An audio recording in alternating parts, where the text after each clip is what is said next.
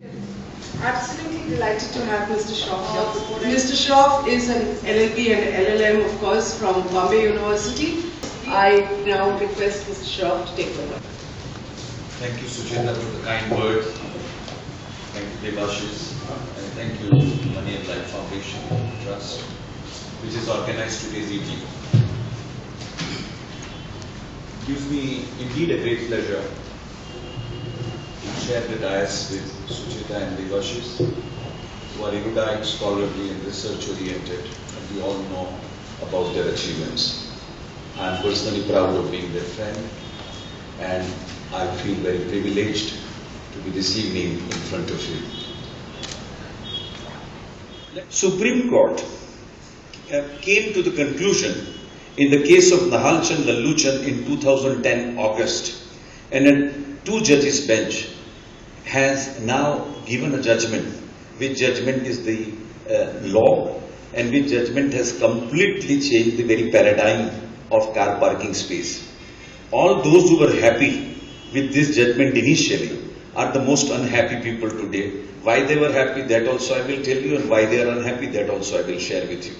Supreme Court came to the conclusion that Ownership Flat Act defines flat.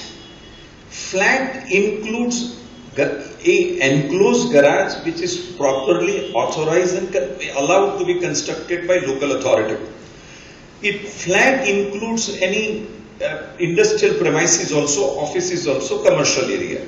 But the flat definition does not include car parking. Premises, in other words, flat, as defined under the Ownership Flat Act. What is not defined and what a builder cannot sell, then that in eye of the law, any transaction for the sale is illegal because you are not entitled to sell.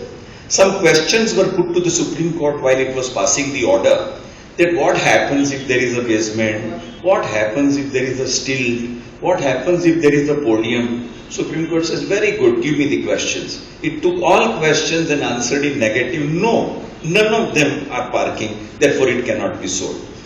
Now the consumers who were harassed by all this sale of every possible nook and corner, and some people used to say in lighter vein, that every window, every opening, every chhaja is being sold by the builder. So now there is coming to a close this particular tyranny, and we are able to now succeed because there is no sale. So there was I would say momentarily, everybody had happiness that now builders, all this greed will come to an end, and now nothing could be sold. And the Supreme Court said in the same breath that these are areas which you are referring to are the areas which form part of amenities of a building, like a community amenity, open spaces, a entrance lobby, terrace. The same way, these parkings are also amenities. So society will get it and society will give it to its members. Just to share with you, because there may be some very honorable managing committee members sitting here. The question which arises is, there is a model bylaws applicable under Maharashtra Cooperative Societies Act, which says that what is a property of a society, you cannot sell. You can give it on an annual lease or a license to a member. So now there is one more job for the society. Every year there will have to be some sort of an auction or a bidding or some sort of allotment. Then there will be a fight that last year I was in front, this year you sent me back. Then there is a lucky draw and then there is a malpractice. But that's entirely another episode which will take to Robinson Crusoe on another adventure, which we will not go into this evening. So this is where the Supreme Court stopped. Now within 2 months of this judgment, I had a largest number of queries which were mostly, I would say, gratis, which used to come from all builders. Ye Nahalchand ka kya ho raha hai? Like Kolaveri D, they are asking me, in Nahalchand kya hai? I said, Nahalchand mane stop to car parking altogether. They said, license देगा तो चलेगा, lease देंगे तो चलेगा, gift देंगे तो चलेगा, उसको temporary use बोलेंगे तो चलेगा, पैसा नहीं लेगा तो चलेगा, मतलब कुछ भी नहीं चलेगा. You can't sell, he can't take. You will have to hand over ultimately to society. Society will allot to people. Now the question arose, no flat today which people sitting in the room will buy will be less than 50 lakhs, 40 lakhs, 60 lakhs. and it can run to crore and 2 crore of rupee average. Now, we have taken a substantial part of the evening talking about MOFA, which is already there, and you heard so many eminent speakers before. Then what are we talking about now? On 9th of November, very briefly and very quickly we'll go through with the central government law, because that law will be at a distance from us by reason of the Maharashtra government having stepped in and introduced and the cabinet having sanctioned that particular law, and it's going to really come by and it will take the legislative process and it will replace the Maharashtra Ownership Flats Act with the new law. In fact, just to share with you, because you all are very knowledgeable, to complete your, I would say, factual matrix, the MOFA itself is a period law.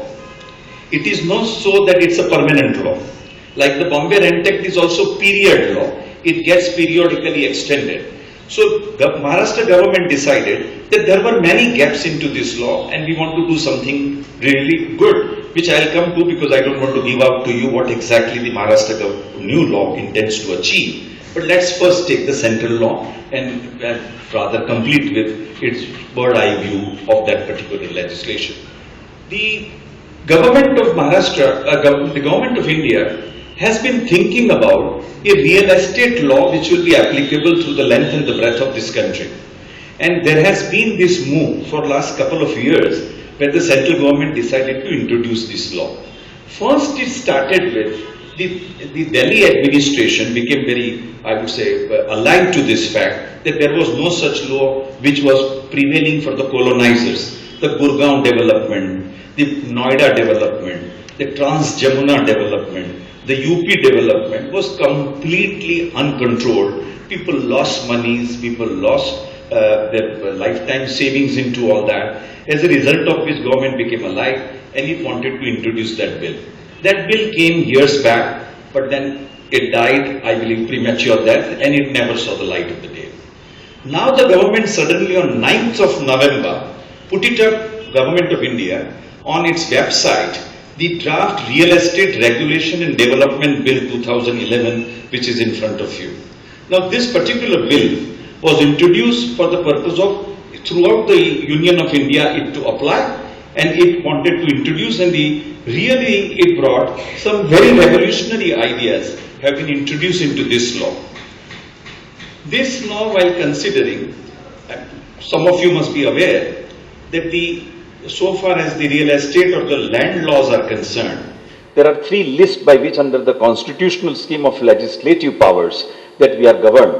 There is one list which is called union list, where only parliament can make law. There is a state list where only state governments can, or state legislatures can make law. And there is a mixed list, which is a third list, where concurrent list, in which anybody could really make a law. And then who holds the field and who is prior and who is subsequent, and parliament can have a superior power. That is the third area. But they are very concerned about the land part of it. So about the land laws, you cannot have the union making it, and it's a state power. But then there are various implications which could be drawn out of that allocation of subject, and the union also can make a law in certain areas, which I don't want to bother you this evening. So under Article 246 of the Constitution of India, this is the constitutional scheme of legislative powers between the central government and the state government. So central decided that we are going to make the law, and which will be uniform and bringing this industry, which is one of the, I would say, the topmost industry which is today there in our economy, under a control, under a statutory monitoring, and some sort of an order to be brought to this particular industry, which was uncontrolled, unfettered in many states, except where our Western India, Maharashtra was leader, and it had a proper statute in its place. So this law was intended to be brought about. On 9th of November, it came on the website. It said within 30 days, give your objections and let's get going. Otherwise, after studying those objections which are received, the union government will decide and the union legislature will take up the matter, and naturally it will go to its natural consequence of becoming law, and on its way till the President of India signs the bill after it being passed by the union legislature. So this particular law, when we are talking about, this law intends to, its object clause talks about to establish the real estate regulatory authority. So before you look into this, I would say cumbersome slide, This slide is for the purpose of showing that I have worked, but you need not really strain your eyes. You can listen to it, because as in our scriptures it is, sometime you see the knowledge comes by sound, sometime it comes by light. So light you can slightly ignore, but kindly listen to the sound. So audio part is more important. This law went slightly overboard. It says that there will be real estate regulatory authority. Real estate regulatory authority is empowered with doing administrative work, with doing management work, with doing town planning work, with doing regulatory work, with doing judicial work, with doing appellate work, with doing work of advising government what to do in real estate, with listening to disputes, with passing orders, with directing authorities. It's such an ambitious authority that probably it will not be able to in one lifetime be able to succeed on all these counts, because it's not physically possible for one authority to really function. And when you go to the chapter which provides for how RERA is going to be composed, how many people will be there, what kind of secretariat will be there, what kind of composition it will have, then we suddenly think that this is imagining too much. I mean, you don't have such powerful people who can do all this. And at the same time, I believe Lokpal is still hanging on the shoulder and looking at them. How will this authority effectively will be able to meet the aspirations of people and achieve? You want to prevent the present malpractices and the dysfunctional industry, the way it works, and you want to impose an authority with so many powers that it probably will not be able to really satisfy our requirement as our aspirations about the whole thing.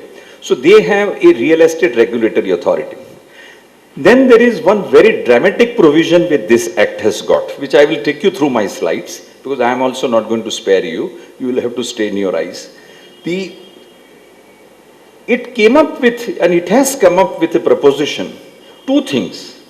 It talks about that nobody can start a new project construction in India unless his project has got all the sanctions. Now this is a dream come true. All sanctions, you require between 67 to 85 sanctions, state, union and municipal and regulatory.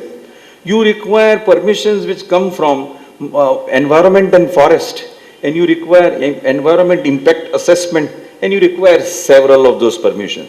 But this act very naively thinks you should have all permissions in place, you must give all information, you must get yourself registered, your project registered. After you register that, you must get a website clearance, a password. After that, your project has to be completely on the net. After that, you can really go to the market and take the money. But then it says further, it says that when you receive money, the 70% of it you must put it in a bank account, straight up. So on what basis 70%, one really doesn't know. Those who are familiar know that in UAE, particularly in Dubai, there is a provision that those who are developers, they have under the royal decree, they have to really get a permission for the purpose of withdrawing money, or they have to give a guarantee for getting the money which they have taken from the purchasers. Now there is a great convenience in Dubai. All these provisions are there, but the moment your project starts, you have to go to the family and you have to apply for permission. So the day your project starts, you get permission, this law does not apply, you can withdraw. So then there is no other problem thereafter.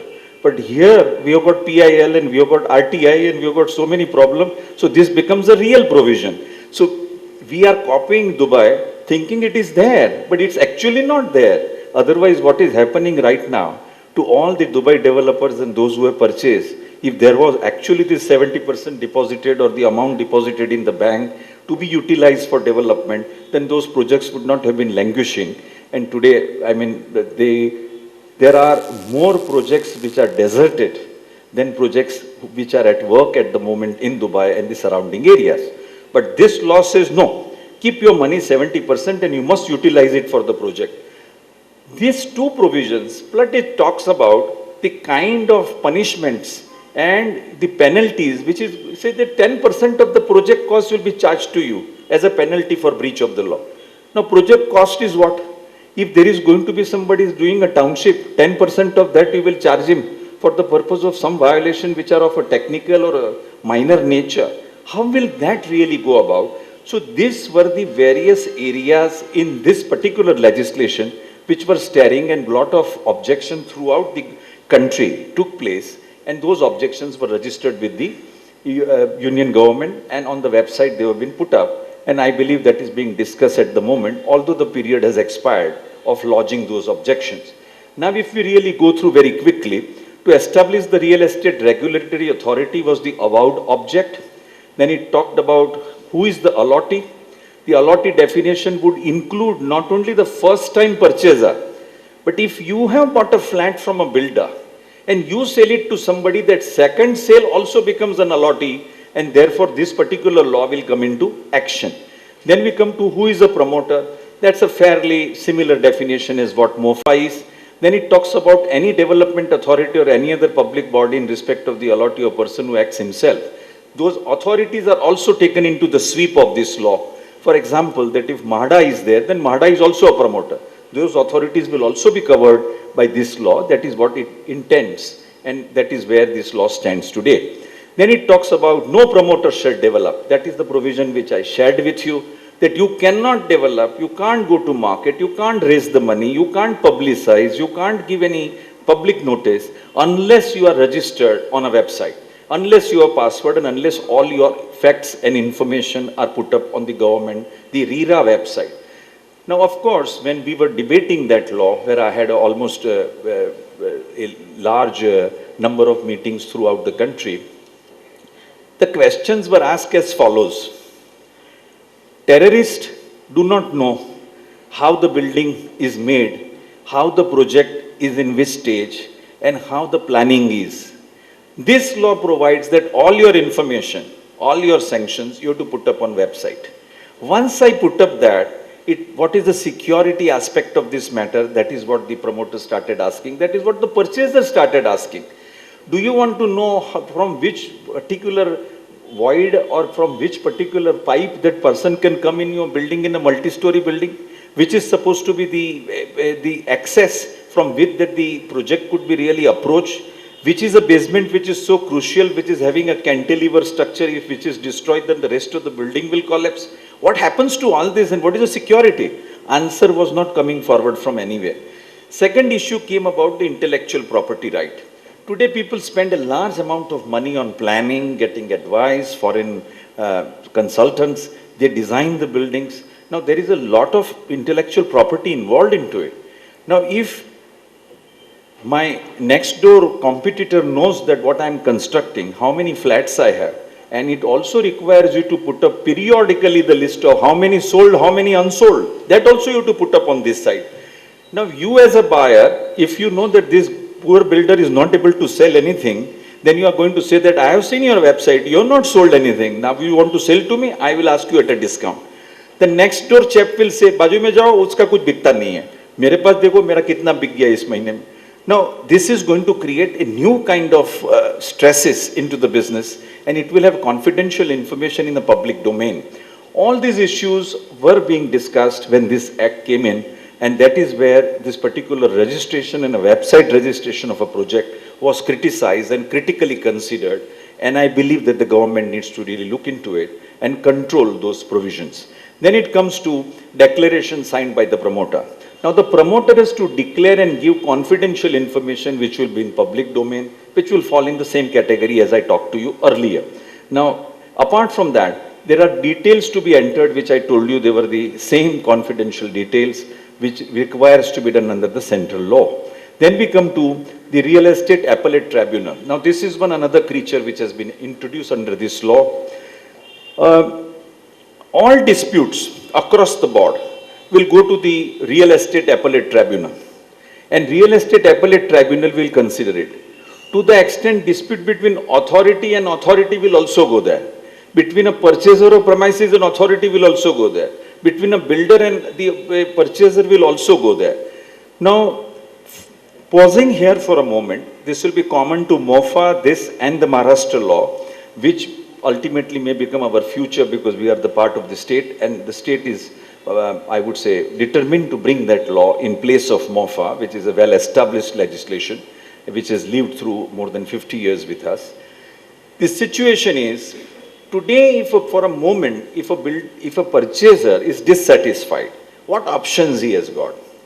If there is a breach of Ownership Flat Act, he can have civil action, he can have criminal action, he can go under Consumer Protection Act 1986 and file consumer action. He can go under Competition Act and file action there also for the restrictive practice. He can also have criminal law in motion under the Indian Penal Code. He can also have tortious action which he can start. So he has got variety of rights. At the end of the day, he doesn't know where to go. And ultimately, and there are some group of disgruntled purchasers who will have to be really controlled. Otherwise, they will keep on filing cases with a view to harass the real estate industry.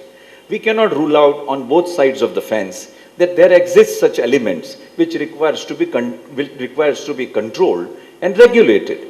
Now, the Real Estate Regulation and Development Act has now decided that all disputes will go there, but this law cannot really prevent people from going to Consumer Protection Act or going through the Competition Act. But at the same time, there is an ambitious provision that all this dispute will be before this authority. Then there is another provision which was about willful contravention, and as I told you about, the imprisonment for 3 years, penalty of 10% of the estimated cost of project. All this part has been provided for with a view to create a stringency, which will create a more kind of stress and more kind of, I would say, a condition by which there will be no violation of the provisions of law. Now, this completes our journey through the central legislation, which was in offing till December. We thought that this is the one which will have to it will be coming. And at that point of time, the government of Maharashtra said, no, nothing doing. And let's go to the next one. The government of Maharashtra said that this is encroaching upon our legislative turf and we are not going to take it. So they decided that we are now going to come up with our own law. And now this is going to be the interesting part of the evening, and I may encroach upon your question hour, like in the 0 hour in the parliament, because this you need to really take it home with you. And this is what concerns you, and probably this act is going to become a reality, and very soon it is likely to come in the place of MOFA, and that's where you need to really now concentrate on this law, and probably most of your questions will also be around this law, or no?